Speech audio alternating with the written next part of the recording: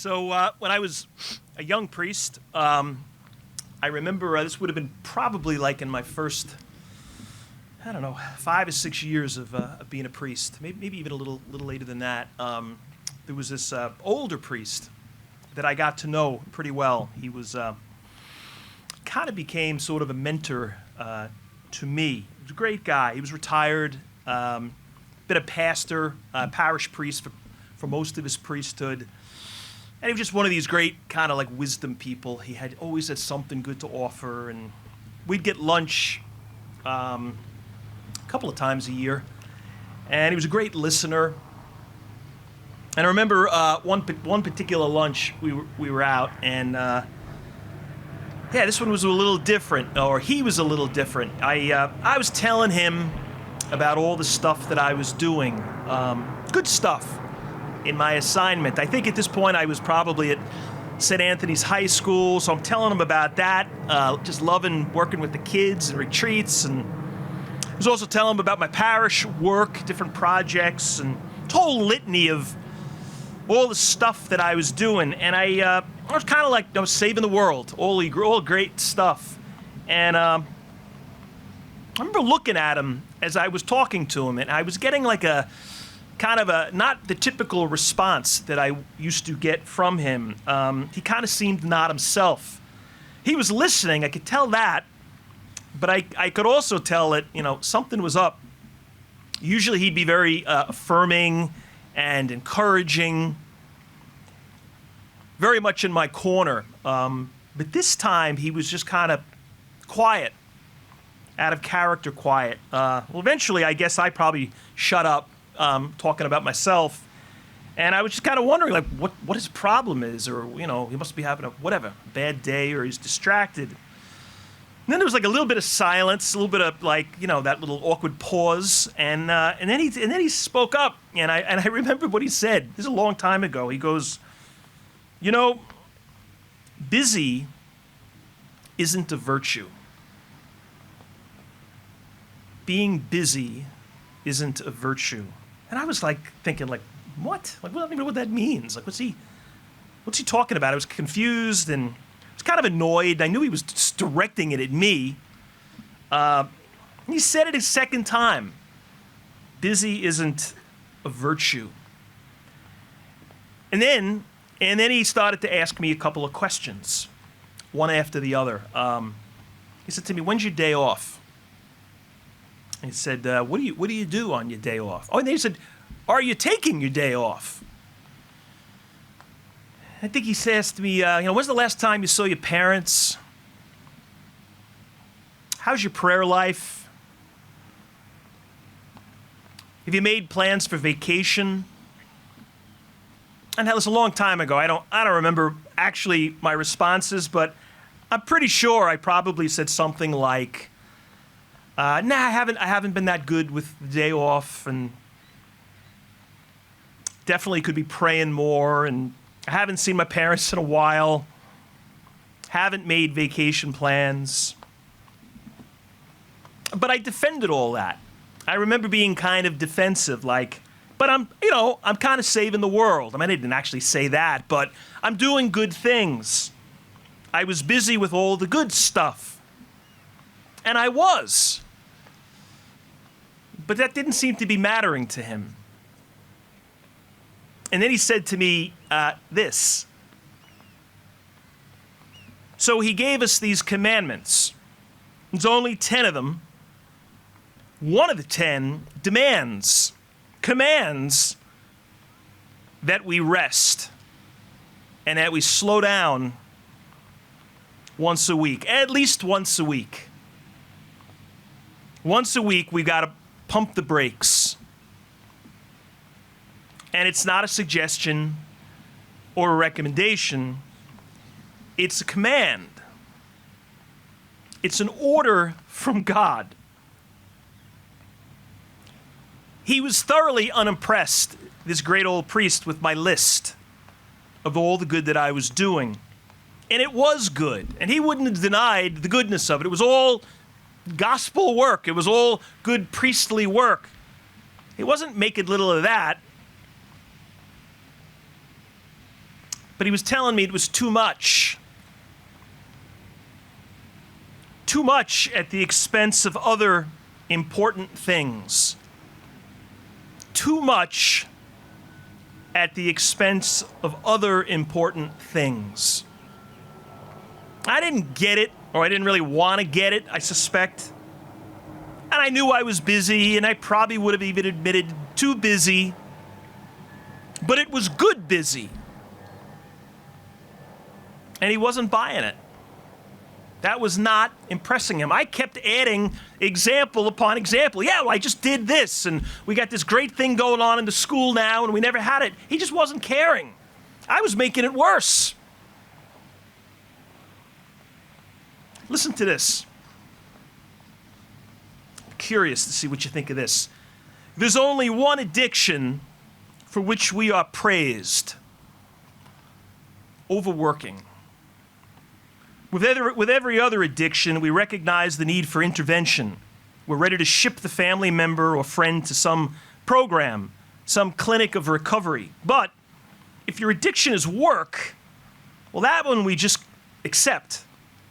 For most people, being busy implies purpose and commitment, passion and discipline. Sometimes that's true. Often it's not. And the symptoms of this acceptable addiction are pretty simple.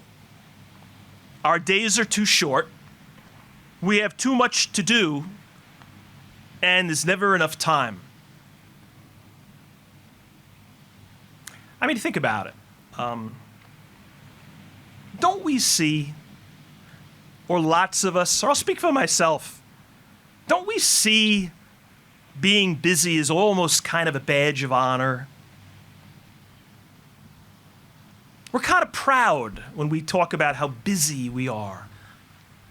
You run into somebody at the store, or you're talking to somebody at a game, wherever you are. Haven't seen them in a while. Hey, how's it going? What have you been up to? Oh, man, it's crazy. I'm good, but it's crazy. I'm running all over the place. Can't really catch my breath. We know it's crazy, but we're also kind of proud of it. Like it's a kind of crazy that we kind of secretly are okay with.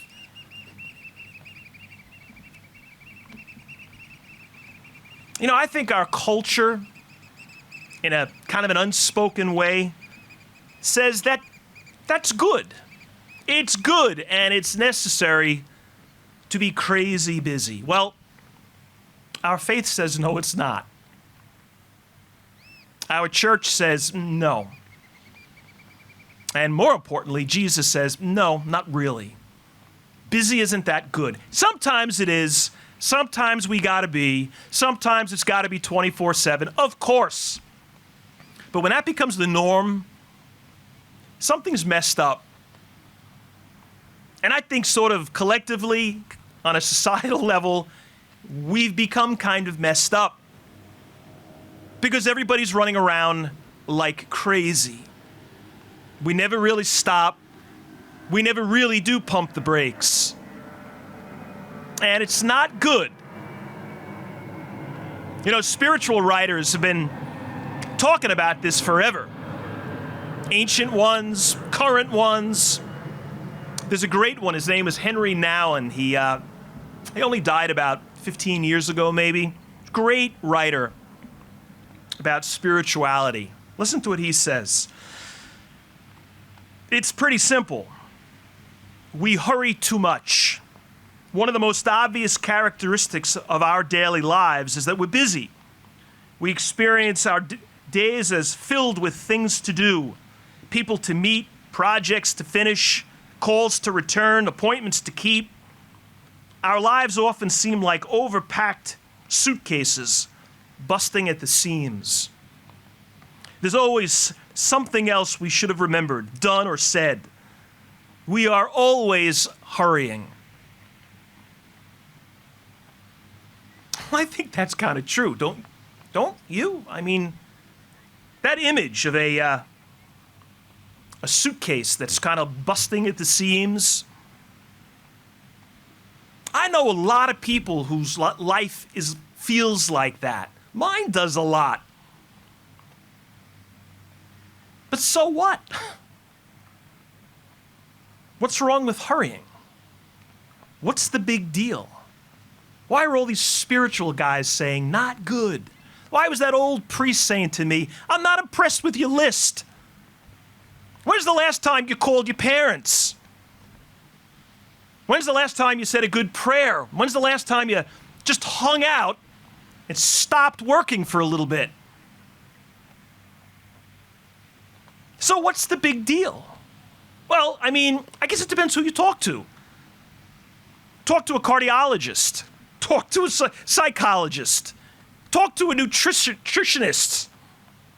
Let's see what they have to say about a crazy, running around, hurried society.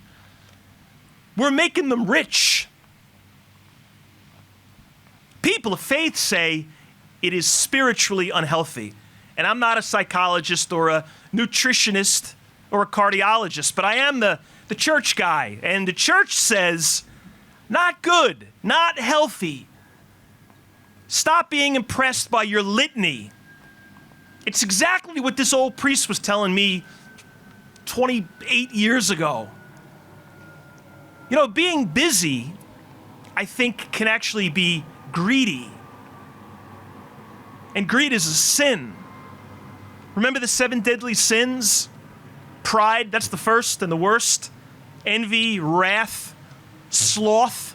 It's kind of like laziness.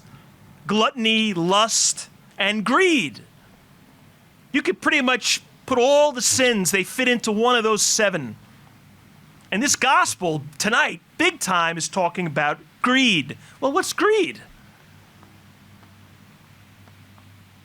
Isn't it just when we want more of something that we don't need, and we want it too much, and we pursue it in stupid, over-the-top ways? Maybe we obsess about it, and we don't need it.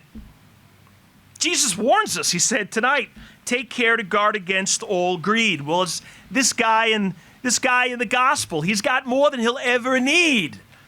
And he's building these crazy big barns just to fill him up with more stuff that he doesn't need. Yeah, I think the problem maybe, arguably, with this kind of parable, though, is we may not relate to that guy. We don't have his kind of money. Most of us don't have his kind of, impact and influence. Remember, if you're old enough, you remember as a kid always hearing about this guy, J. Paul Getty. Remember him? He was always like the richest man in the world.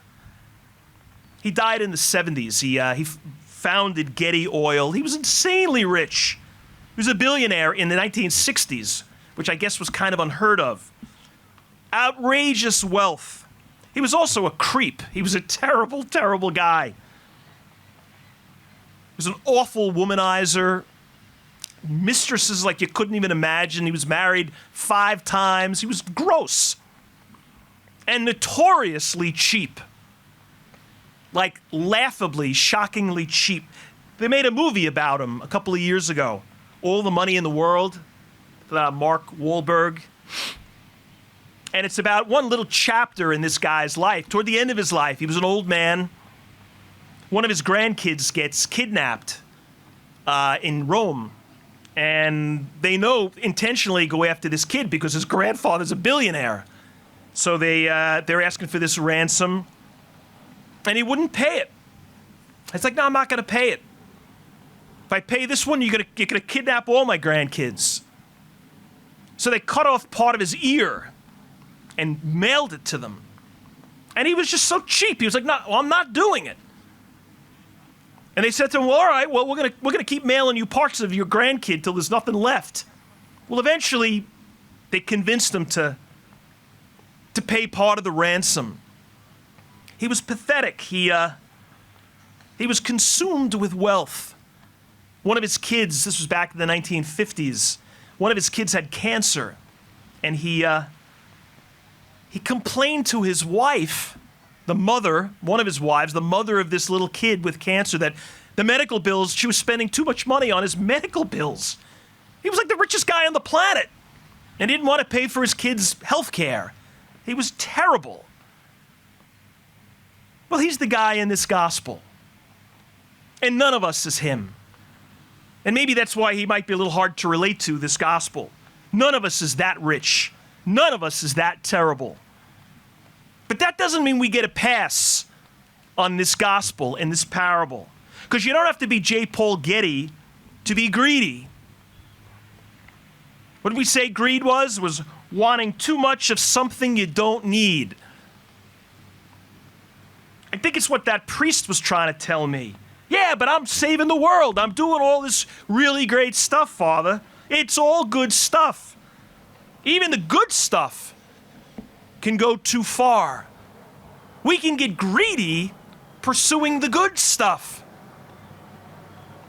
Greed doesn't only have to be about wanting more money or bigger barns. Maybe greed shows up like this. You're a grandmother, and you're 75, and 4 days a week you're watching your grandkids. 2 of the 4 days, it's 3 grandkids at the same time, and you're exhausted. When you were 35, you could do it. You did it. But at 75, it's like, I can't really do this. It's too much. But you won't say no. You won't talk to your adult kids and say, listen, I am absolutely going to help, but I can't do this much. She won't say no because she wants to be Grandma of the Year. Or she just doesn't want to disappoint them. So she grabs for that desire so much that she's shot. It's too much. It's not always about grabbing for money or the bigger barn. I want my kids to love me beyond description, so I'll do whatever they ask. That's stupid. That is not what we're called to be. And I'm not saying we don't work and we don't sacrifice. But if we grab for too much need for acceptance, not good. Maybe it's this. You're a dad, and your kid is playing on 7 travel teams, and he's 11. And because of that, you never stop. You never catch your breath as an individual, as a family, as a couple. Yeah, but he's pretty good. Nah, not really. He's not that good. No. He may make the pros. No, he's not. No, he's not. Like, he's not even probably going to play high school ball. What are you doing? Why are you grabbing for all this? That's greedy. You know, there's a guy, and I hope he's not here. There's a guy who walks, when I'm walking my dog, I see him a couple of days a week when he's out walking his dog. But he doesn't walk the dog, he's jogging. So he's jogging with the dog. He's also got a baby carriage with him. Kind of one of those that you can sort of run with, that got like the bigger tires. So he's walking his dog, he's watching his baby, he's exercising. Oh, and he's always on the phone. I'm looking at him like he exhausts me. It's like he's grabbing for everything. Why don't you just enjoy walking your baby? Going for a walk with your dog. Why don't you just go for a run? Or make hey, they're all good things. He's probably calling, he's probably at work on the phone. He's watching his kid, of course. Exercise, of course. Walking the dog, of course. All good stuff. But sometimes it's too much. Remember Roger Ebert? He was the movie critic. He had this interesting line he wrote his autobiography. And I didn't read the book, but I remember reading this quote, being struck by it. He says, about his life, he says, "I have filled my life so completely that many days there's no time to think about the fact that I'm living it." Let me say that again. I've filled my life so completely that many days there's no time to think about the fact that I'm living it. Is that good? Like, is that I don't know what the context was. I don't know what he said before it or after it. Is that a good quote or a sad quote? I'm so busy with my life that I've never had taken the time to appreciate it. And I get it, like, we love life, we pursue it, we go after it, it fills us up, of course. But I don't know, like, so much that I don't even know I'm living it. You know, that priest, that old priest, he said, busy isn't a virtue. He's right. It's not. So don't make it one. And make sure you pump the brakes.